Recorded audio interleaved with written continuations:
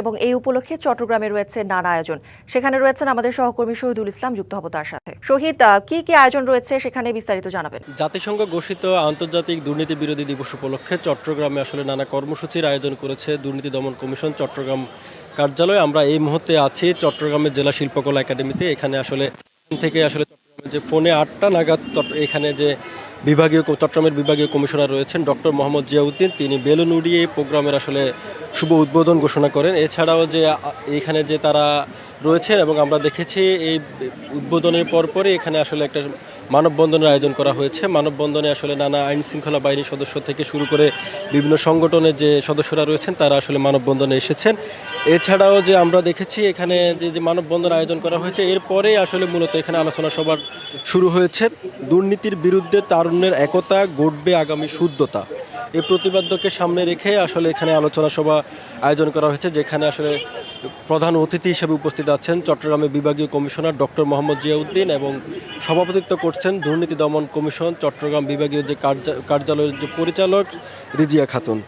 তা আমরা দেখেছি এই যে জাতিসংঘ ঘোষিত যে দিবসটির আসলে মূল উদ্দেশ্য হচ্ছে যে দুর্নীতির বিরুদ্ধে গণসচেতনতা তৈরি করা এবং রাষ্ট্রীয় ও প্রাতিষ্ঠানিক পর্যায়ে জবাবদিহিতা নিশ্চিত করা।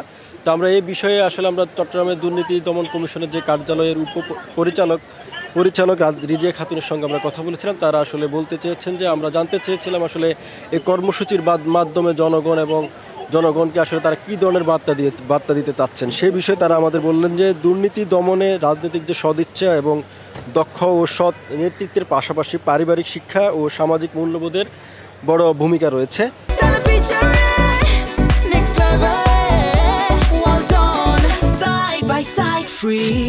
তবে বাস্তবতায় বাংলাদেশের দুর্নীতি বহুদিন ধরে বহুমুখী রূপ নিয়েছে, নানা সমাজে নানা স্তরে এটা আসলে বিরাজমান এবং বিশেষ করে ব্যাংকিং খাত এবং ঋণ জালিয়াতি ও অর্থ লোপাট সাধারণ মানুষের গভীর উদ্বেগের কারণ হয়ে দাঁড়িয়েছে। তারা আমাদের এমনটাই জানান। পাশাপাশি তারা বলেন যে অবকাঠামো উন্নয়ন প্রকল্প এবং বড় সরকারি উদ্যোগ এবং সরকারি ক্রয় প্রক্রিয়া স্বচ্ছতার ঘাটতি বারবার আসলে প্রশ্নের মুখে পড়ছে।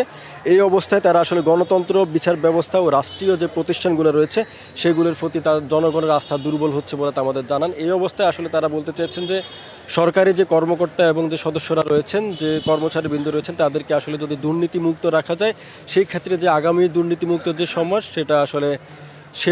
সেটা করা যায় এবং যে বলা হচ্ছিল যে সরকারি কর্মকর্তা এবং কর্মচারীরা যারা রয়েছেন তাদেরকে আসলে দুর্নীতিমুক্ত রাখা গেলে এবং সাধারণ মানুষকে যে গণসচেতনতা তৈরি এবং সেই বিষয়ে যদি বিভিন্ন প্রোগ্রামের আয়োজন করা হয় সেক্ষেত্রে সাধারণ মানুষও আসলে অনেকটা দুর্নীতি বিরোধী এবং দুর্নীতিমুক্ত থাকতে পারবেন বলে তারা আমাদেরকে জানিয়েছেন। এছাড়া তারা বলছেন যে আগামীর যে সমাজ, সেই সমাজকে দুর্নীতিমুক্ত সমাজ যদি গড়া যায় সেক্ষেত্রে বাংলাদেশের যে কাঙ্ক্ষিত সাফল্য সেটা আরও বহু আকার বৃদ্ধি পাবে বলে আমাদের তারা জানিয়েছেন। চট্টগ্রামে জেলা শিল্পকলা একাডেমি থেকে এই ছিল আমার কাছে থাকা সবশেষ খবর। শহীদ, ধন্যবাদ আপনাকে।